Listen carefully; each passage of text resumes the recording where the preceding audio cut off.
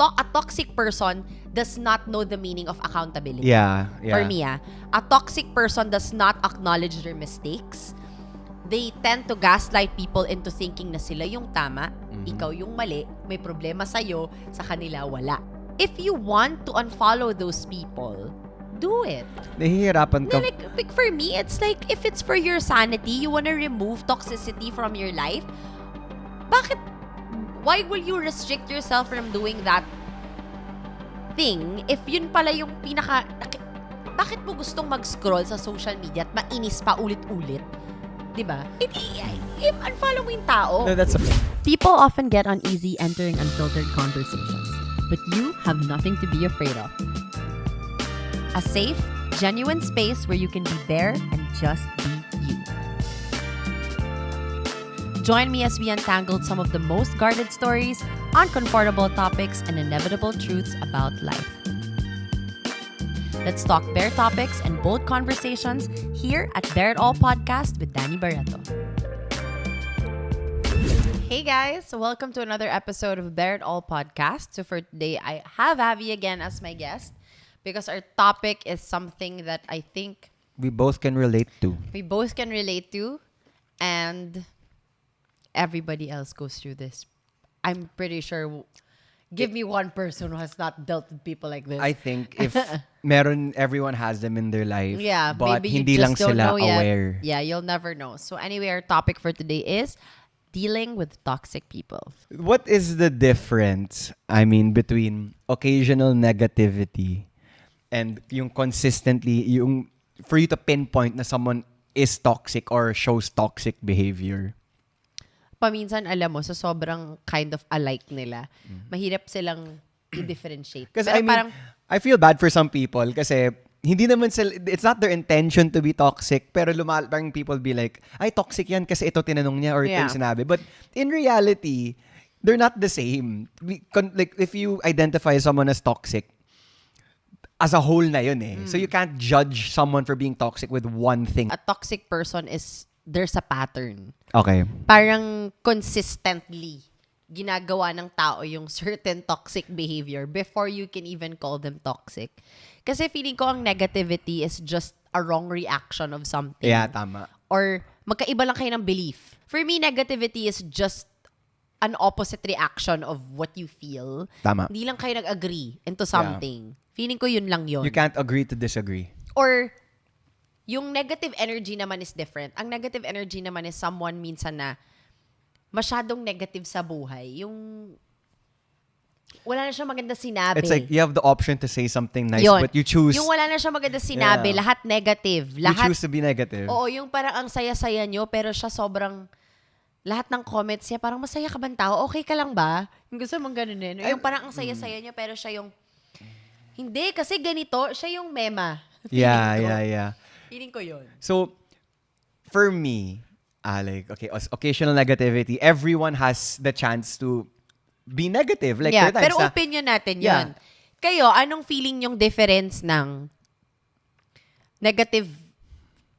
occasional negativity at saka ng toxic behavior? Because I think everyone, even if you're a good person, you have times where you are occasionally negative. I think toxic behavior is when you gaslight someone also.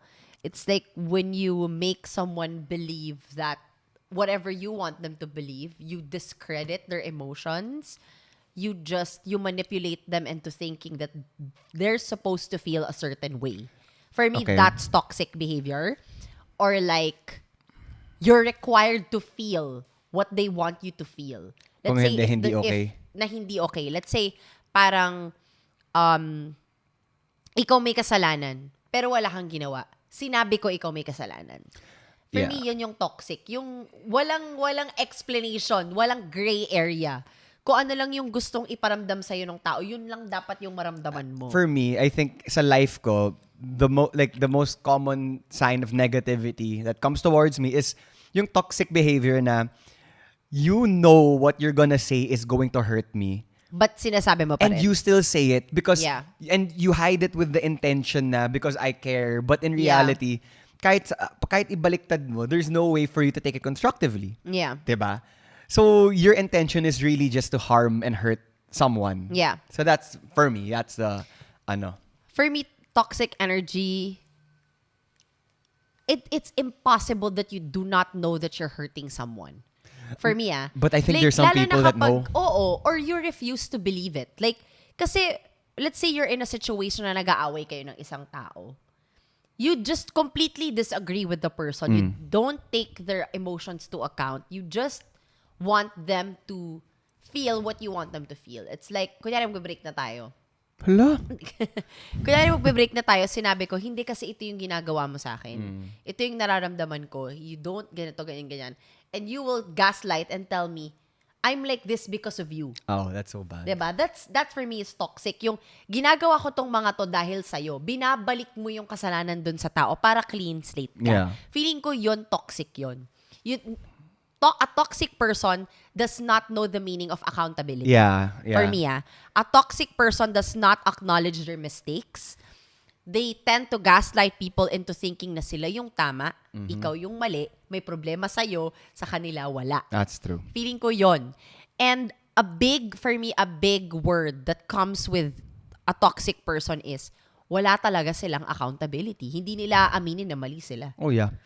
Because they just try to find fault in you na lang. Or they just change the topic totally. Yeah. So how does toxicity seep into various aspects of your life? Like your work, your friendship, or any kind of relationship? It does with all because everyone's work, kahit sabihin mo, ano yun, let's say, kahit work from home ka or like you're by yourself, you still communicate with people. Yeah. Yung coworkers mo, the people you work with. So obviously, kung toxic ka, alam din nila Dala-dala yun. mo na yun. Yeah, alam din nila yun. Kung toxic ang tao, dala-dala mo na yun sa lahat ng aspeto ng buhay Exactly. You won't treat people properly. Yeah. They won't treat you... Parang, you have to reciprocate. If you're nice to someone, Yeah. they're nice to you. So obviously, hindi sila magiging mabait sa'yo. Before, I had a past relationship that was for sure a toxic relationship one. Like, for sure. 100%. Na he can never go wrong. Nagkaroon ako ng experience in life na I had to always apologize because You hurt his feelings. ang galing niyang mag-manipulate ng situation na naging kasalanan ko. Yung halata naman, screaming na siya na yung may kasalanan. Pero somehow, towards that conversation, na 180 ako, na parang bigla niyang napa-change yung mindset ko na, ay, ako pala talaga yung mali. Ako yung nagganito. Ako yung... Alam mo, na-realize ko na lang yon later on. Nung parang... Na-realize ko na lang nung naging tayo na posible pala na kapag nag-aaway kayo, pwede nyo lang talaga siyang pag-usapan na pareho lang kayong nagsasabi ng emotions nyo and feelings nyo na walang judgment. Kung nasaktan mo ko. Kung nasaktan kita. Honesty na lang. Pero yung sa past ko kasi before is, pag nasaktan mo siya, grabe yung pagka-defense talaga. Or hindi ko kung nasaktan ka niya, grabe yung defense. Sobrang toxic nung relationship na yun. Naging toxic din lahat sa buhay ko. And you didn't know why. Parang naging epidemic siya na talaga siyang nahalo yung toxicity sa lahat ng aspeto ng buhay ko na I became such an angry person. I didn't know who I was. I resented so many people. Your family didn't want to be around you. My family, they want to be around me because I was always angry. I was always yelling in the phone. I was always crying. Like, I was this mopey, grumpy person that you just don't want to be around with. Like, I realized that hindi lang pala isang tao yung naging toxic dahil dahil nandun ako sa relationship na yun, naging toxic din ako. And then, dahil naging toxic ako, nadamay lahat. Yung family ko, lumalabas na yan without me kasi nga, alam nila. hindi na ako good energy. Yeah. Yung, sabihin ko na lang patayin yung ilaw, ang dami ko pang sinabi, pero ang gusto ko lang gawin is patayin niya yung ilaw. Ang dami ko nang dinakdak. Yung parang feeling ko na, unconsciously, na-affect na lahat. Nawala na rin ako ng drive to do anything. Like, I feel na yung buhay ko, naka-revolve na lang dun sa tao na yun. Kasi, pinaniwala niya sa akin na, siya lang kakampi ko.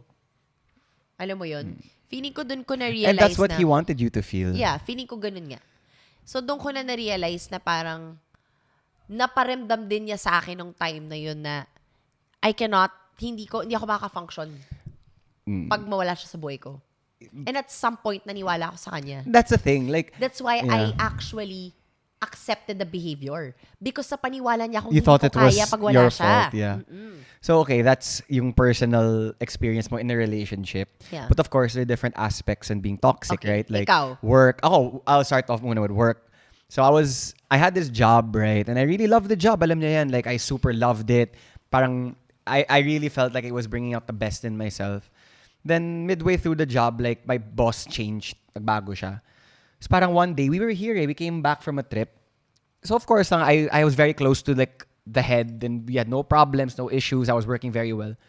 Tapos parang I remember, he was complaining about my work ethic. Then, I remember he said this one line that really, I quit on the spot. Sinabi niya, the only reason why you work properly is because I tell you to do so. Oh. Sabi niya yun. So, I was so shocked. Sinabi ko na parang, wait a minute ha. Like, every time I submit those deliverables, there's no revisions, no one complains. And when I do well, you can't just give it to me. No. Na ako yung parang siya yung nag-take ng credit. Like, ako yung nag-isip, ako yung magaling. People, yeah. Like, good for me. But what you said was, no, because I told Magaling you. ka dahil sa kanya. Basically, so, on the spot, niya. I resigned.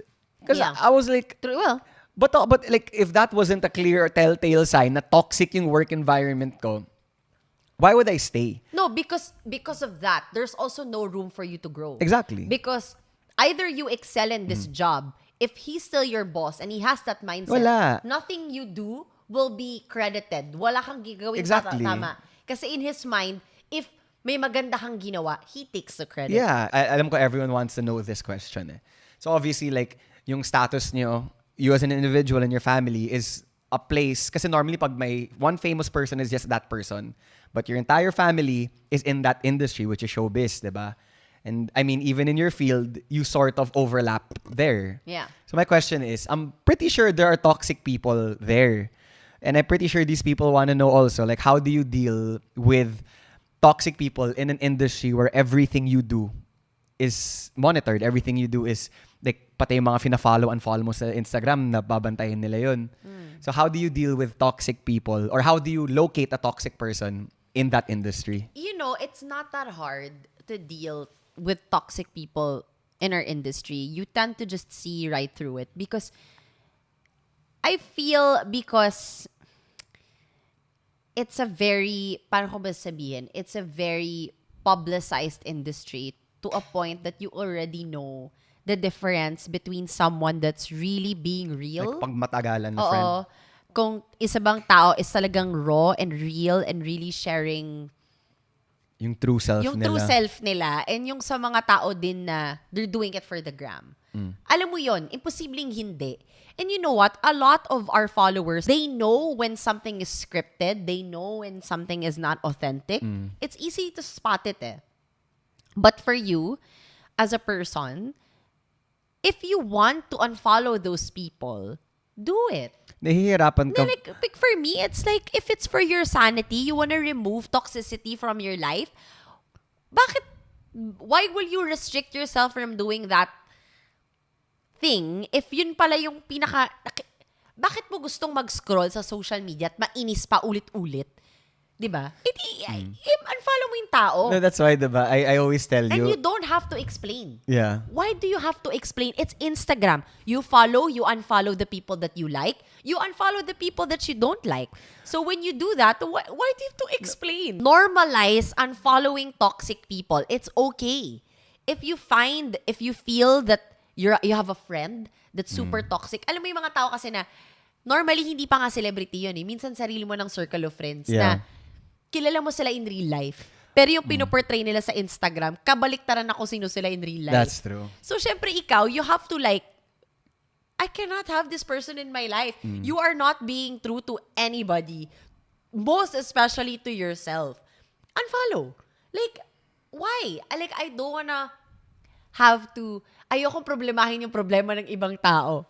Bakit ko po problemahin yun? Yeah, I told you that. Like, a lot of people, I just unfollow them. Yeah. Kasi wala akong pakialam Remove. Like, I feel you Sisirain should ko araw just ko? follow people that you can learn from grow, evolve, or may mapipick up kang wisdom, Yeah. or may matututunan ka sa kanya. Hindi yung, ewan ko Yeah. That's just my opinion. But you know, mean, I just realized, and recently sa mga pinagdaanan natin talking about this, there was a point in time where like me and my friends, nagka-argument kami and I didn't want to listen to it thinking na parang hindi, toxic sila. Then I realized then down the line na parang may mali din ako. That's why I'm also saying this in a way na some toxic people can also redeem themselves. oh yeah, of Like, course. or like for example, you had an argument with your best friend. Yeah. Nagpataasan kayo ng ihe. Your egos were Oo, all up tagal there. namin hindi nag-usap. Pero Naging yun pala, toxic yung away na yun. Naging toxic yung away nila. It really did. And ano yung bagsak? Best friends na naman kayo. Kasi No, but nag-ayusan you know kayo. what? There was also a line in that friendship The that both of you we made knew mistakes. that it was not a closed door. It wasn't. Oo, galit kami sa isa't isa, but we always knew that we were going to fix it someday. Hindi kami yung parang may mga friendships ka kasi na okay lang to end Like, it. that's it, You yeah. outgrow the person. Hindi lang kayo pareho ng path na papunta. Pero may mga friendships din na worth saving. Yeah, true. And that was the friendship that I had with my best friend. That's why we had to save our friendship. But sa amin kasi, it became toxic because we spoke to other people about it. We spoke to other people about it. So, we allowed people to have their own opinion on our fight. So, ang nangyari, mas lumala yung away namin. Yung galit nyo. Because we allowed people to tell us how to feel. Or, alam mo na yung nararamdaman mo. Or like, may na-misinterpret, then you take it the wrong way. Iba't iba kasi yung opinion ng mga tao eh. Iba-iba yung opinion. You don't call those people toxic, but that's their perception of the fight. Yeah. So, ikaw, it's up to you if you're gonna absorb it or not. Sa amin kasi, lumaki na yung away kasi may belief kami sa isa't isa na ito yung ginawa niya, ito yung naramdaman ko, ito yung ganyan, kasi sinabi ni ganito. Hindi na siya parang naging away na lang namin. Yeah. Alam mo, if you really want to have a healthy relationship with someone, you're going to do everything in your power to keep that relationship. So, if pride will come in and you're going to let pride consume you and then haluan mo pa ng anger, haluan mo pa ng selos and mga all that opinions stuff, yeah. from others, that's when toxic behavior comes out. Because for me, without accountability, you're always going to be a toxic person. It's so true. You have to accept when you're wrong. Kailangan mong i-admit pag mali ka, pag nagkamali ka. Kasi kung hindi mo i-accept yon, forever mo ring ipaglalaban na tama ka. Okay, so we dove on to being a toxic partner, being in a toxic friendship. Pero this is one that Filipinos, everyone can actually like relate to. So how do you deal with toxic family members naman? Alam mo, for me, a toxic person dapat walang weight yan. Hindi porket pamilya mo yan, hindi porket kaibigan or someone close to your heart yan. Kung toxic behavior yan, you're allowed to let them go. That's true. You're allowed to remove them from your life. Because buhay mo yan eh. And if it affects you, if it affects your life, if it affects your family, like, para sa akin, it's okay to remove those kinds of people in your life. Because hindi naman magbabago yun unless they change. If you keep welcoming toxic vibe and toxic energy in your life, you're eventually going to be toxic. And I think it's toxic energy when a person tells you that you're not supposed to feel that way because ako to eh. Yeah. And I don't appreciate it when people say na parang, nanay mo ko eh, tatay mo ko eh, kapatid mo ko eh, asawa mo ko eh, dapat ganito ka, dapat ganyan ka. No. For me, you cannot tell a person how to feel when you hurt them. Or when people say na like, kapatid mo pa rin yan, nanay mo yan, tatay mo yan, I am not discrediting or I'm not saying that we aren't related anymore kasi hindi na yan magbago. What I'm saying is because of your toxic ugali, I have the option to distance myself. Hindi din kasi pwedeng accept ka lang ng accept. Ina-accept mo yung ganong behavior dahil pamilya mo sila, dahil kaibigan mo sila. It's not fair that you blame the person for how they reacted, but you never took accountability for what you did. Or like, let's say, you're fighting with, let's say, a sibling, right? Then they'll be like, I'm still your sister. pwede mo na sabihin, I'm still your sister And too. you know, there's just also one thing that this is like one thing I've been like, I want to explode for so many, many times this happened. It's like narcissists also tend, narcissists and toxic people also tend to blame others for their mistakes. Oh, yeah. And make it seem like it's their fault dahil sa'yo. So, can you say that? And no, it happens to us. And you know who's always the target to that? My mom. And my mom always gets targeted for this. Na Kahit di pag niya may mali, kasalanan kami, or meron kaming kasalanan sa mata ng tao, it's always my mom's fault. And for me, it's like, why is it her fault? Yeah. Wala ba kaming mga sariling utak? Wala ba kaming mga sariling emosyon? Aren't we allowed to feel? Hindi ba kami pwede matrauma? Hindi ba kami pwedeng magkaroon ng sarili naming experiences in life? Why is it her fault? And why is it when we react a certain way, laging iniisip ng tao, kasi sinabi ng nanay namin gawin yun? What do you mean? No, see, that's what I mean. That's a toxic person who Yeah. their intent is to hurt you na. That's toxic mentality. Yeah. It's like, no, it doesn't work that way. We're not robots.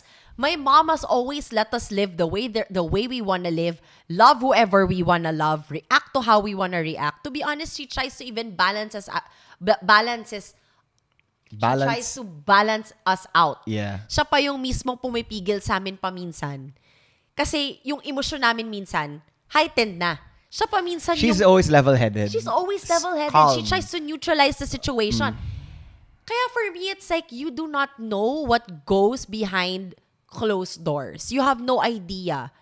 And for me, it's like she has been our constant person Ever since. Ever since. The constant person in our lives who saw us in every shape, form, era, everything in our every lives. success, every failure. Every nandun single siya. thing. Yeah. And for us, it's like, I think it pains me when people, it pains me when people always blame her for these things. Kasi ito nga, toxic people, I always tell you this when let's say there's a toxic person that fights your mom or you or your siblings, I always tell you this there's no point in arguing with them because no matter what you say, talo ka pa rin Kasi in their Yun na eyes, nga. they will find every Yun na little nga. fault. Which is why we always just stay quiet about it. Which is why we just do not say anything about it. Because everything we say, in the minds of the people, they're always just still gonna call us ungrateful children. Yup. Even if, are you kidding? Yeah. Like, maybe to you, because that's how you see. Yan yung pinapaniwalaan nyo. But, I will always proudly say that we are my mom raised as well. Man, I love you guys. You guys are super solid. Like sincerely. grabe yung pinagdaanan ng nanay ko, hell and back. And wala pa sa 1% ang alam ng mga tao kung nung pinagdaanan ng nanay ko. Yep. Okay, so we pretty much covered every single base in every form of relationship, right? Yeah. So, Lesson na lang. Yeah, how can they really So what steps do you take to avoid or fix Yeah. toxic, as I said kanina? Well, yeah. first and foremost for me, and I will always repeat it, take accountability for your mistakes. Always. Always take accountability no matter how grave or how bad that mistake was. Always take accountability and know when to apologize. Know when to apologize. And do not discredit other people's feelings. Kung nasaktan mo sila, don't tell them na hindi sila dapat nasasaktan. Don't tell them na wala silang karapatan masaktan. Because we all react to things differently. We all react to things differently. Hindi tayo pare-pareho ng emosyon. Hindi tayo pare-pareho ng utak. So don't discredit someone's feelings or invalidate their feelings just because it does not match yours. If you wronged someone, you apologize to that person. And then you learn from that. Yeah. You reflect on what you did and become a better person. Yeah. You know, it's to be honest, guys, mas madali maging mabuting tao I din always maging say masamang that. tao. I always say Ang that. effort maging masamang tao, it takes a lot of energy. It's so easy to just be a good person. And It's innate. It's innate. To be honest, ang dali-dali maging mabuting tao. That's why I always tell people, sa sobrang dali, just choose to be a good person every day. Choose to be a good partner. If your partner does not feel appreciated, don't tell her that Don't tell her or Ang arte him mo. na ang arte mo, ang Ang needy drama-drama mo. mo. Like, don't say that. If nag-open up yung tao sa'yo na they don't feel appreciated, then you must have done something to make them It's feel like, unappreciated. Don't feel bad about it. Act upon it. Act upon it. Exactly. Like, don't invalidate their feelings just because na-offend ka na sinabi nila yun sa'yo. It comes from a place of pain. exactly. It comes from a place of hurt. So you won't say that for no reason. Exactly. Like, why would you, right? Appreciated ka ba? Baka Oo nagpaparinig nga. ka eh. Hindi. Ano ba? Sinasabi ko lang, example lang. Siguro yun ang advice ko nga. Yun, take accountability and don't invalidate others. Don't invalidate others' experiences and feelings just because you don't feel the same way. Yeah. Ako, my parting words are, if you have a toxic friendship, partner, whatever, don't cut out totally. First, try to fix it. Yeah. If you don't try to fix it, if you try to fix it and it doesn't work out, Then at least you wala ka ng what decide. if. Oo. Wala ka ng At least you unsettled. tried. Yeah. You did all Out you, yun. you basically you pulled all the stops. Hindi talaga nag-work out. But if that's a little too dramatic, distance yourself. Instead of seeing the person every week, see the person twice, Yeah. once every 2 weeks. Boundary, create a certain boundary so But they don't hurt you. Ano ba yung may kantang ganun, 'di ba? Yung Anong kanta yun? yung kay Adele, yung I won't let you close enough to hurt me. Di ako fan Tama ni Adele yun. eh. Tama yun though. Si Chasing Pavements ang alam ko eh. No, but tama yun. Like, create a certain boundary Yeah. with that person so they don't get close enough so that they could keep hurting and hurting you. Yeah, so para hindi madrama, gradually. Yeah. Once every 2 weeks, once every 3 weeks, once a month, Yeah. then wala na. But kung family members mo ang pinag-uusapan natin dito, yes, they are still your family members, but that does not necessarily mean na kailangan okay kayo. Yeah. You can just be like, I'll stay away from you na lang. Yeah. Para walang away because it's better for me and it's better for Or you. just keep the respect. Yeah. Just always respect Exactly. them. Respect them enough to create that boundaries because baka if you keep It's like fire. yeah. You want to feel the warmth but you don't want to be Yeah. too close because enough. if you touch it, Masusunog ka. masusunog ka. Exactly. That's what my point was. Yes, they will be there. So instead of all of that drama, dito na lang ako, diyan ka. And you know what? Another advice is communication. Always Amen. communicate. Always tell the person what you feel, what's happening, what's going on.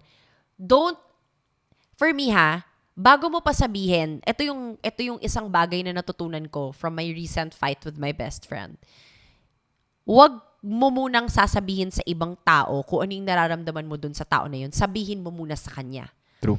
Kasi kapag hinayaan mo magkaroon ng ibang opinion ng ibang tao sa hindi nila away or sa hindi nila gulo, you're giving these people the power to control the situation. Yeah. Because you're allowing their opinions. Pero di naman sila involved.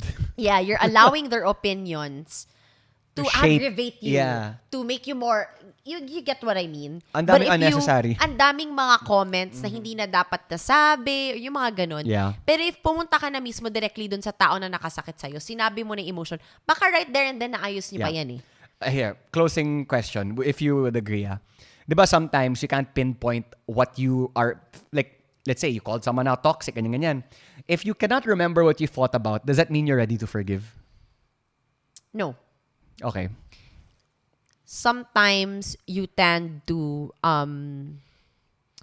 forget, momentarily forget what was done to you, but the feeling will always be there. Gets. Like, hindi mo na mabilang kung ano yung nagawa sa'yo ng tao. Actually, that's So, true, naging no? numb ka na lang. Pero pag nakikita mo sila, they still have that same effect on you. That's true. Parang siya, swept under the Oo. rug. Tama. Meron pa ring effect na nararamdaman mo sa tao na yun, hindi ka chummy-chummy, hindi mo pa sila matingnan sa mata, hindi mo gusto makipag-converse sa kanila kasi hindi ka komportable. You may have forgotten what they've done to you, but hindi nakakalimutan yun The feelings. ng heart mo. And that goes all the way back to accountability. All right. Yes, that's like the lesson of the day. So anyway, guys, we've said enough. Yep. We've said enough, and I hope you guys were able to pick up a thing or two. And I hope that if you're dealing with this right now, I hope that somehow natulungan namin kayo come to our realization that you're in a toxic relationship or you're dealing with one, or if you are the toxic one, I hope that you also come into a realization that it's never too late to Just focus on to yourself, be a better man. person. There's always room to grow, room to learn. And for me, making mistakes is just normal for everyone. It's okay to make mistakes as long as you learn from them. Mhm. And I hope that, yun nga, may natutunan kayo sa amin today and maging useful tong podcast topic natin sa inyong lahat. So, thank you guys for watching and thank you again for joining me today. Swerte nga no? You got me twice. Oo nga, kailangan nakatabayanan ng TF. Oh, kanina pa. Pero pagka walang views to, wala kang TF. Ay, wala. Sige, views plus 10, yun ang TF ko. Okay, guys. Thank you so much for watching and thank you so much for listening. I hope that nakasubaybay kayo lagi sa Barretto Podcast. So, see you guys next time. Bye.